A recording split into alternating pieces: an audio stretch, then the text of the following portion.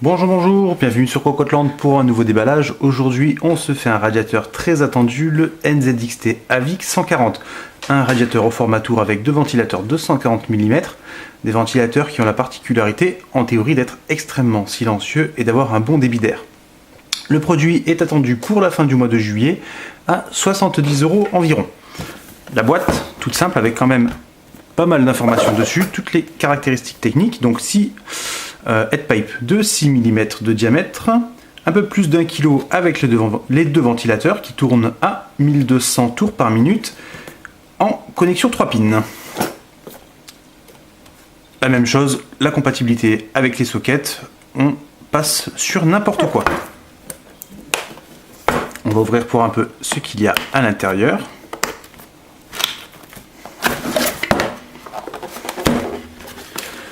Une notice pour commencer. Une grosse notice.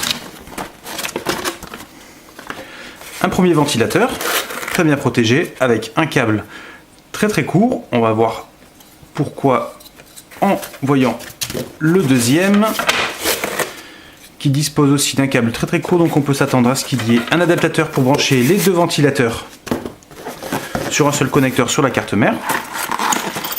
On va regarder ça. La visserie avec un petit tube de pâte thermique. Ensuite, voilà, alors là, de la grosse fixation avec la backplate, les différentes pattes et enfin les tiges en silicone pour maintenir les ventilateurs sur le radiateur. Pas de câble pour le moment, c'est pas grave, on continue. Plus rien au fond avec le radiateur en lui-même, si on arrive à le sortir, très bien protégé. Allez, hop, on déchire, on s'embête pas.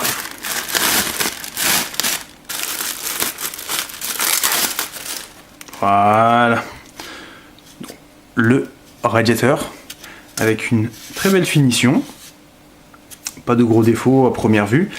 Les 6 headpipes, donc tous alignés sur le dessus. Ici et de ce côté, bien entendu, le système pour passer, il reste un peu de plastique, les griffes pour les ventilateurs, et enfin, hop, le petit truc à surtout penser à enlever quand on installe. Finition miroir un peu floue, bon, de toute façon, c'est pas le plus important. Alors, c'est lourd, effectivement, on doit être à peu près à 700 grammes pour le radiateur seul. On va revoir un peu par rapport au ventilateur. Ah, voilà, le fameux adaptateur. Donc, deux connecteurs, 3 broches, un en sortie, donc on sera à 1200 fixe, pas de régulation. À nos yeux, le PWM n'est pas très important, donc on va pas considérer ça comme un point négatif. Donc le ventilateur, effectivement, une forme très travaillée pour les hélices. Par contre, fixation en 120 mm.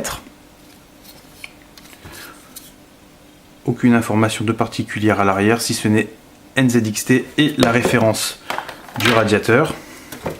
Donc sur l'ensemble, on aurait grosso modo un très beau système comme ceci. Donc on voit que ça dépasse sur le dessus et sur le dessous, idéal pour refroidir un peu la mémoire. Quelques composants autour du socket, à voir dans quel sens on va l'installer.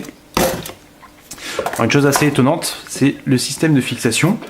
On peut le voir, les trous sont décalés à l'avant et à l'arrière, c'est pas aligné. C'est original, bon, ça n'apporte pas grand chose de particulier. Peut-être qu'on peut essayer de se faire une super colonne d'air comme ça. Sait-on jamais. On fera un test si on a un peu de temps. Pour le test complet, ça devrait arriver d'ici 2 semaines normalement, quand il fera un peu moins chaud, qu'on fasse tout ça proprement. Sur notre configuration en AMD, on va arrêter avec l'Intel pour le moment, puisque nous avons utilisé les 2 derniers gros radiateurs de Be Quiet et de Noctua sur de l'AMD. On va rester dessus pour avoir une base de comparaison sur du haut de gamme, puisqu'à 70 €, on est effectivement sur du haut de gamme pour le NZXT. En attendant, bonne fin de journée à tous!